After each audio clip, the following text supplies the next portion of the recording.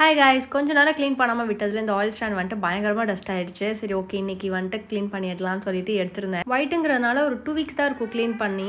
But அதுக்குள்ளேயே இந்த மாதிரி நல்லாவே ஸ்டெயின் ஆகிடுச்சு. ஸோ அதனால் கொஞ்சமாக க்ளீனிங் லிக்விட் ஸ்ப்ரே பண்ணி நான் நல்லா ஸ்க்ரப் பண்ணதுக்கப்புறம் தான் போச்சு. இது வுட் மெட்டீரியல் தான், பட் வந்துட்டு நம்ம ஸ்க்ரப் பண்ணும்போது கொஞ்சம் பெயிண்ட் போகிற மாதிரி இருந்துச்சு. அதனால் நான் மைல்டாக ஸ்க்ரப் பண்ணி எல்லாத்தையுமே க்ளீன் பண்ணி எடுத்துக்கிட்டேன். எல்லோ ஸ்டெயின்லாம் பெருசாக போகாது. ஸோ நம்ம அதை அப்பப்போவே க்ளீன் பண்ணிட்டோம்னா ஈஸியாக போயிடும். நான் ஒரு 2 வீக்ஸ் விட்டுட்டனால அது கொஞ்சம் அப்படியே ஸ்டிக் ஆகிடுச்சு. அப்புறம் இந்த சால்ட் அண்ட் பெப்பர் ஷேக்கருமே நான் க்ளீன் பண்ணி எல்லாத்தையும் ரீஃபில் பண்ணி வச்சுட்டேன். நம்ம சால்ட்டில் வந்துட்டு கொஞ்சமாக ரைஸ் போட்டு ஷேக் பண்ணும்போது பிளாக் எதுவும் ஆகாமல் ஈஸியாக வரும். அதே மாதிரி ஆயில் கேனையுமே நான் வாஷ் பண்ணி ரீஃபில் பண்ணி எல்லாத்தையுமே நீட்டாக எடுத்து வச்சாச்சு. கீழே டிஷ்யூ பேப்பர் போடும்போது ஆயில் ஸ்டெயின் ஏதாச்சும் படும்போது நமக்கு எடுத்துட்டு உடனே மாற்றி வச்சுக்கிறதுக்கு கொஞ்சம் யூஸ்ஃபுல்லாக இருக்கும். ஃபைனலாக இந்த மாதிரி தான் எல்லாமே நீட்டாக க்ளீன் பண்ணி எடுத்து வச்சாச்சு.